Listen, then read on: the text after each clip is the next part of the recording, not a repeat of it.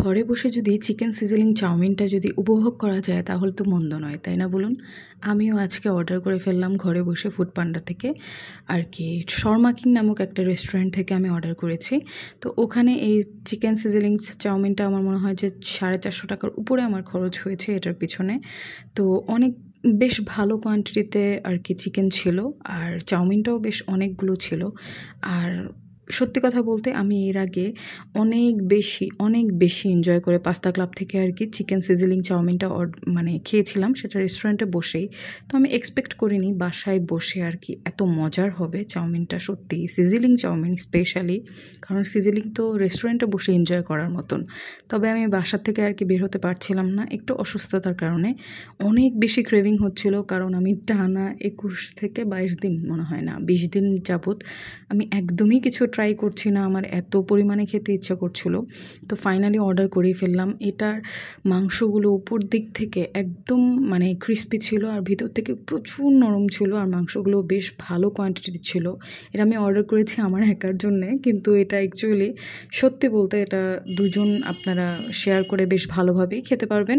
আমি তো খুব এনজয় করে খেয়েছি, আর আমার পেটে যথেষ্ট পরিমাণে জায়গা আছে যে আমি মানে আমার ফেভারিট আইটেমটা আমি একদম পুরোপুরি শেষ করতে পারবো। ও বাই দ্য ওয়ে, আপনাদেরকে একটা কথা তো বলাই হয়নি, আপনারা আমাকে কমেন্ট করবেন। আপনারা যদি আমাকে ফেসবুক থেকে দেখে থাকেন বা ইউটিউব থেকে দেখে থাকেন, অবশ্যই কমেন্ট করতে ভুলবেন না, আমি আপনাদের কমেন্টের রিপ্লাই দিব, অবশ্যই রিপ্লাই দিব। আর পজিটিভ কমেন্ট করবেন। আপনারা যদি একটা লাইক কমেন্ট শেয়ার দেন তাহলে হচ্ছে আমার অনেক বেশি মোটিভেট হব আপনাদের জন্য আবার ভিডিও বানাবো। আর হচ্ছে আপনারা ফেসবুক থেকে আমাকে ফলো করতে ভুলবেন না, আর ইউটিউব থেকে দেখে থাকলে লাইক শেয়ার অ্যান্ড সাবস্ক্রাইব করতেও ভুলবেন না। বাই দ্য ওয়ে, এটা এত পরিমাণে মজার ছিল, আমার কাছে খুব ভালো লেগেছিল। তবে আমি যদি তুলনা করি পাস্তা ক্লাবের সাথে, যদি তুলনা করা হয় তাহলে আমি বলবো এটা পাস্তা ক্লাবের থেকে 2 পয়েন্ট তো কাটাই হয়। মানে পাস্তা ক্লাবের সাথে তুলনা একটু একটু আর কি কম আমি নাম্বার দেব, কারণ ওখানে আমি বসে খেয়েছিলাম, আমি এত পরিমাণে খেয়েছিলাম ওটা। এটাও আমি খুব এনজয় করে খেয়েছি, বাট ওটা আমার কাছে বেশি মজার লেগেছিল।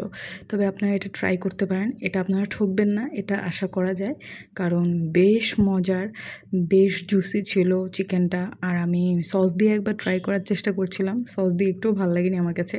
চিকেনগুলো আমি শুধুও খেয়েছি, পেট একদম পুরো ফুল হয়ে গিয়েছিল। মানে একজনের জন্য তো মোটেও না, এটা দুজন মিলে ট্রাই করবেন, সাথে একটা ছোটোখাটো একটা ডিশ অর্ডার করবেন, মানে বার্গার বা শর্মা টাইপের কিছু অর্ডার করলে তো একদম দুজনেরই ভালোভাবে পেট ভরে খাওয়া যাবে, ঠিক আছে? আর চাউমিন তো আমার তো এতটাই প্রিয়, আর এরকম একটু মশলাদার চাউমিন হলে তো কোনো কথাই নেই। আমার অনেক বেশি ভালো লাগছিলো খেতে, এনজয় করছিলাম। আর আমি অনেক বেশি পছন্দ করি আর কি সবজিওয়ালা চাউমিন, একটু মশলাদার হবে, একটু সবজিও হবে। আর মাংসগুলো আপনাদেরকে ছেড়ে দেখাচ্ছিলাম, এতটা সফট, উপর দিয়ে ক্রিস্পি, খুব ক্রিস্পি ছিল, আর একটু মিষ্টি ভাব ছিল। বেশ এনজয় করে খাচ্ছিলাম আজকে। একদম অনেক দিন পরে এত লম্বা একটা ভ্লগ করছি, আমি একদম ক্লান্ত হয়ে গেছি। বাই বাই, সবাই ভালো থাকবেন, আল্লাহ হাফেজ।